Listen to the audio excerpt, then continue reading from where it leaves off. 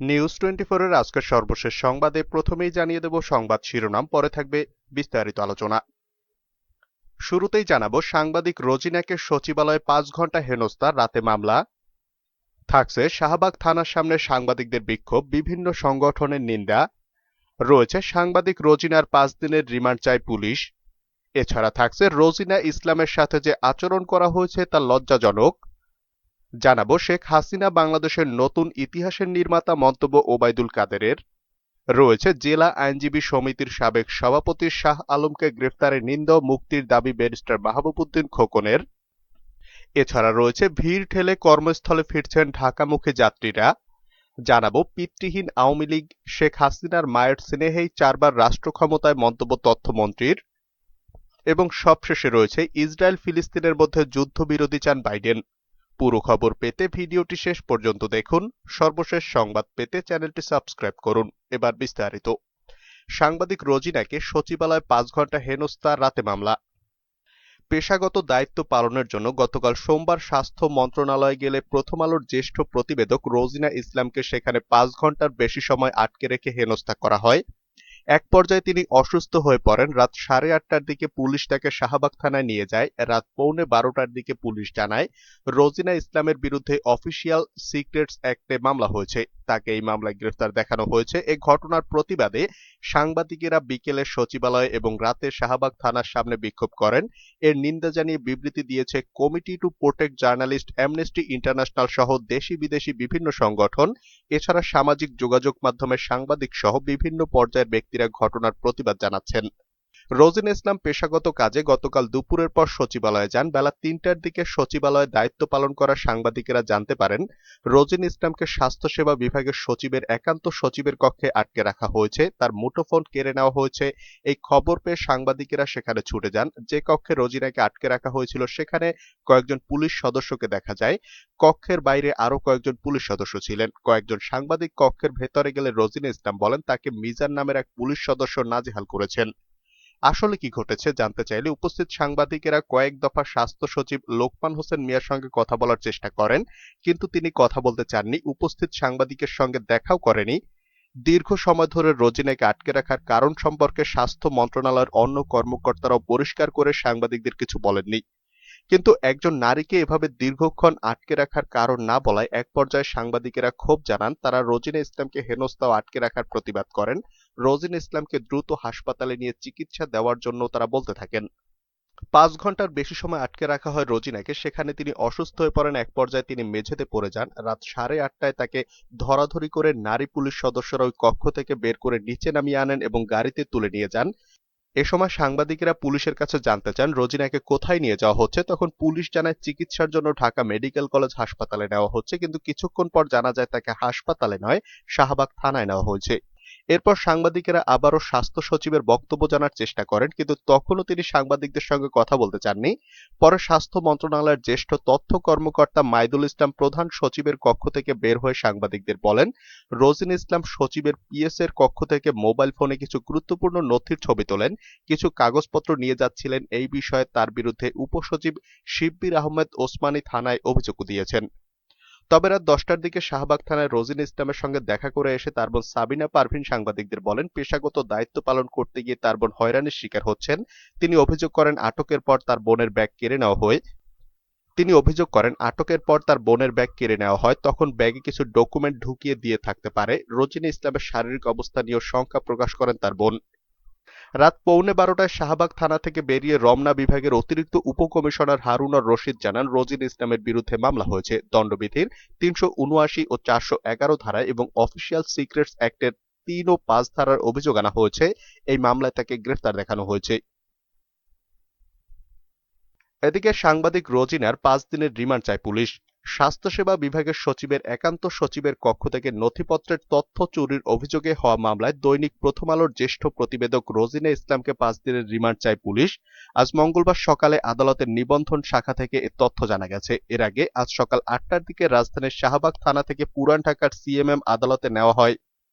প্রথম আলোর জ্যেষ্ঠ প্রতিবেদক রোজিনা ইসলামকে রোজিনার স্বামী মনিরুল ইসলাম গণমাধ্যমকে বিষয়টি নিশ্চিত করেছেন। রোজিনাকে আদালতের হাজতখানায় রাখা হয়েছে বলে জানান তিনি।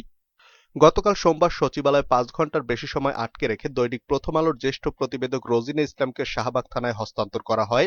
রাত ৮:৩০টার পর শাহবাগ থানা পুলিশের একটি দল সচিবালয় থেকে নিয়ে যায় তাকে। পুলিশ জানায়, সোমবার স্বাস্থ্যসেবা বিভাগের সচিবের একান্ত সচিবের কক্ষ থেকে মোবাইল ফোনে ছবি তুলে এবং শরীরে লুকিয়ে নথিপত্রের তথ্য চুরির অভিযোগে তার বিরুদ্ধে অফিসিয়াল সিক্রেসি অ্যাক্টের ৩ ও ৫ ধারায় মামলা হয়েছে। স্বাস্থ্যসেবা বিভাগের উপসচিব শিব্বির আহমেদ ওসমানী বাদী হয়ে মামলাটি করেন। রাতে পুলিশ হেফাজতে রোজিনা ইসলামকে প্রাথমিক চিকিৎসা দেওয়া হয়। রোজিনা ইসলামের সহকর্মী ও স্বজনরা বলছেন, দুর্নীতি নিয়ে রিপোর্ট করার কারণে পরিকল্পিতভাবে তাকে হয়রানি করা হচ্ছে। গতকাল এই কোভিড ভ্যাকসিন নেওয়া রোজিনাকে শারীরিকভাবে হেনস্থা করা হয়েছে।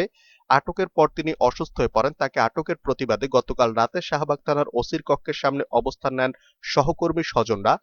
তারা সেখানে স্লোগান দিয়ে বিক্ষোভ করেন। সাংবাদিক সংগঠনের নেতা ও মানবাধিকার সংগঠনের নেতারা এই ঘটনার নিন্দা জানিয়ে রোজিনা ইসলামের মুক্তি দাবি করেছেন। রোজিনা ইসলামের সাথে যে আচরণ করা হয়েছে তা লজ্জাজনক।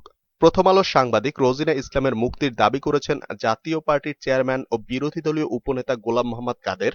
সোমবার এক বিবৃতিতে রোজিনা ইসলামকে আটকের ঘটনায় নিন্দা জানান তিনি।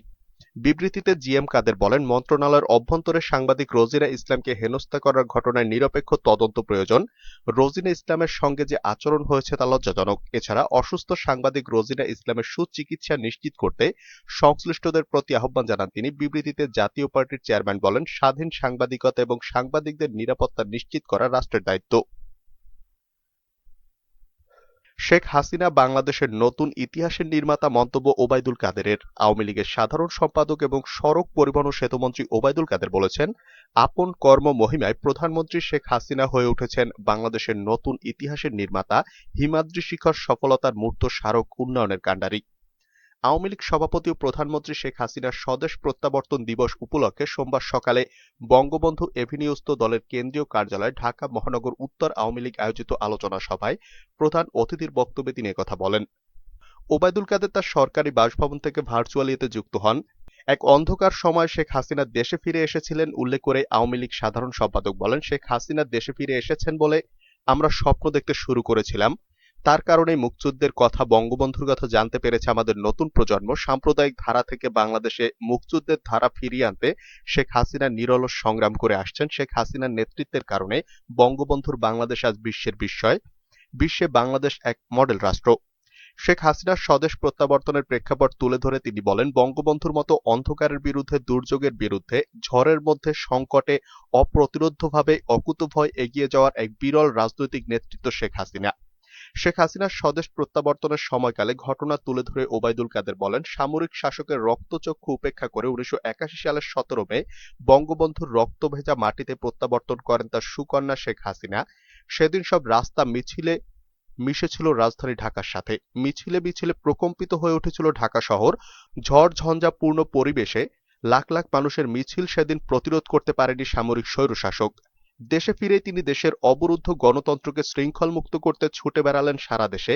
কোন্দল আর কলহপূর্ণ আওয়ামী লীগকে তিনি ঐক্যবদ্ধ করেছিলেন। অবরুদ্ধ গণতন্ত্রকে শৃঙ্খলমুক্ত করতে তিনি লড়েছিলেন আপোষহীনভাবে। জেলা আইনজীবী সমিতির সাবেক সভাপতি শাহ আলমকে গ্রেফতারের নিন্দা ও মুক্তির দাবি ব্যারিস্টার মাহবুবউদ্দিন খোকনের। সাতক্ষীরা জেলা আইনজীবী সমিতির নির্বাচিত সাবেক সভাপতি অ্যাডভোকেট শাহ আলমকে বাসা থেকে গ্রেফতারের ঘটনায় নিন্দা এবং প্রতিবাদ জানিয়ে অনতিবিলম্বে নিঃশর্ত মুক্তির দাবি জানিয়েছেন বাংলাদেশ বার কাউন্সিলের সাবেক সদস্য ও সুপ্রিম কোর্ট আইনজীবী সমিতির সাবেক সম্পাদক ব্যারিস্টার মাহবুবউদ্দিন খোকন।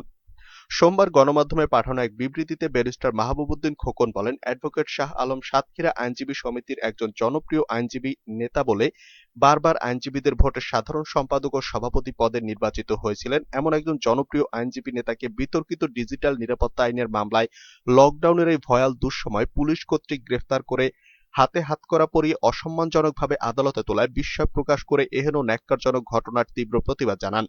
তিনি আইনজীবী নেতা শাহ আলমের বিরুদ্ধে শিক্ষানবিশ আইনজীবী এবং জেলা পিপি কর্তৃক দায়েরকৃত মামলার ঘটনার নিরপেক্ষ তদন্ত ও ন্যায় বিচারের স্বার্থে স্বরাষ্ট্র মন্ত্রণালয় ও আইন মন্ত্রণালয়ের যৌথ উদ্যোগে নিরপেক্ষ বিচার বিভাগীয় তদন্ত কমিটি গঠনের দাবি জানান। একই সাথে একজন দেশের বিশিষ্ট নাগরিক ও সাতক্ষীরা আইনজীবী সমিতির জনপ্রিয় আইনজীবী নেতা বিবেচনায় কারাগারে প্রথম শ্রেণীর বন্দী মর্যাদায় এখনই ডিভিশন প্রদান করার জন্য এবং সংশ্লিষ্ট কারা কর্তৃপক্ষের নিকট অনুরোধ জানান। ভিড় ঠেলে কর্মস্থলে ফিরছেন ঢাকামুখী যাত্রীরা। ভিড় ঠেলে ছুটি শেষে কর্মস্থলে ফিরতে শুরু করেছেন ঢাকামুখী যাত্রীরা। যাত্রাবাড়ীর দৌলতদিয়া ফেরিঘাটে মঙ্গলবার বেড়েছে যাত্রীর চাপ। এ নৌরুটে ১৬ ফেরি চলাচল করায় যাত্রীদের কোনো সমস্যা হচ্ছে বলে জানান অধিকাংশ যাত্রী। তবে তারা বলেছেন, নিজেদের বাড়ি থেকে বিভিন্ন যানবাহন বদল করে আসায় তাদের বেশি ভাড়া গুনতে হচ্ছে। দূরপাল্লার পরিবহন বন্ধ রাখায় চরম বিপাকে পড়তে হচ্ছে তাদের। সরেজমিনে মঙ্গলবার সকাল ৮টার দিকে ঢাকা-খুলনা মহাসড়কের দৌলতদিয়া ৫ নম্বর ফেরিঘাটে গিয়ে যাত্রীদের ভিড় দেখা যায়। অন্যদিকে দেখা যায় কিছু কিছু ফেরিতে ঢাকা ফেরত যাত্রীরা ব্যক্তিগত গাড়ি নিয়ে দেশের বাড়িতে যাচ্ছেন। কুষ্টিয়া থেকে আসা যাত্রী স্বপন বলেন, করোনার ঝুঁকি জেনেও ঈদে গ্রামে গিয়েছিলাম। গার্মেন্টস খুলে যাওয়ায় পরিবার পরিজন নিয়ে কর্মস্থলে ফিরছি। বিআইডব্লিউটিসির দৌলতদিয়া ঘাট কার্যালয়ের সহকারী ব্যবস্থাপক ফিরোজ শেখ যুগান্তরকে বলেন, যাত্রীদের কর্মস্থলে ফিরতে কোনো রকম যেন ভোগান্তি পোহাতে না হয় সেজন্য ১৬টি ফেরি সার্বক্ষণিক প্রস্তুত রেখে যাত্রী পারাপার করা হচ্ছে বলে জানান ওই কর্মকর্তা। ইসরায়েল ফিলিস্তিনের মধ্যে যুদ্ধবিরতি চান বাইডেন। ইসরায়েল ও ফিলিস্তিনের মধ্যে ৮ দিনের রক্তক্ষয়ী সহিংসতার পর যুদ্ধবিরতির পক্ষে সমর্থন জানিয়েছেন মার্কিন প্রেসিডেন্ট জো বাইডেন। আজ মঙ্গলবার বিবিসি অনলাইনের প্রতিবেদনে এই তথ্য জানানো হয়। জো বাইডেন গতকাল সোমবার ইসরায়েল ফিলিস্তিনের মধ্যে যুদ্ধবিরতির পক্ষে তার সমর্থন ব্যক্ত করেন। তিনি গতকাল ইসরায়েলের প্রধানমন্ত্রী বেনিয়ামিন নেতানিয়াহুর সঙ্গে ফোনে কথা বলেন। এই ফোন কলেই বাইডেন ইসরায়েল ফিলিস্তিনের মধ্যে যুদ্ধবিরতির পক্ষে তার সমর্থন প্রকাশ করেন। বাইডেন নেতানিয়াহুর মধ্যকার ফোনালাপ নিয়ে বিবৃতি দিয়েছে হোয়াইট হাউস। বিবৃতিতে বলা হয়, মার্কিন প্রেসিডেন্ট যুদ্ধবিরতির পক্ষে তার সমর্থন প্রকাশ করেছেন। একই সঙ্গে তিনি ইসরায়েলি প্রধানমন্ত্রীকে জানিয়েছেন যে দুই পক্ষের মধ্যে সংঘাত বন্ধে মিশর সহ অন্যান্য অংশীদার দেশের সঙ্গে কাজ করছে যুক্তরাষ্ট্র। যুদ্ধবিরতির পক্ষে বাইডেন এখন তার সমর্থন ব্যক্ত করলেও রোববার ইসরায়েল ফিলিস্তিনের মধ্যে সংঘাত বন্ধে জাতিসংঘ নিরাপত্তা পরিষদের আহ্বান সংবলিত বিবৃতি আটকে দেয় যুক্তরাষ্ট্র। ইসরায়েলের ঘনিষ্ঠ মিত্র যুক্তরাষ্ট্রের আপত্তির কারণে নিরাপত্তা পরিষদের রোববারের বৈঠক থেকে কোনো ফল আসেনি। ইসরায়েল ফিলিস্তিন সংঘাত দ্বিতীয় সপ্তাহে গড়িয়েছে। সংঘাত বন্ধের কোনো লক্ষণ এখন পর্যন্ত নেই। গাজা উপত্যকায় ইসরায়েলি হামলায় এখন পর্যন্ত অন্তত ২১২ জন ফিলিস্তিনি নিহত হয়েছেন। নিহতদের মধ্যে ৬১ জন শিশু রয়েছে। জাতিসংঘ জানিয়েছে, ইসরায়েলি বিমান হামলায় গাজায় ৩৮,০০০ মানুষের ঘরবাড়ি বিধ্বস্ত হয়েছে, বাস্তুচ্যুত হয়েছে ২৫০০।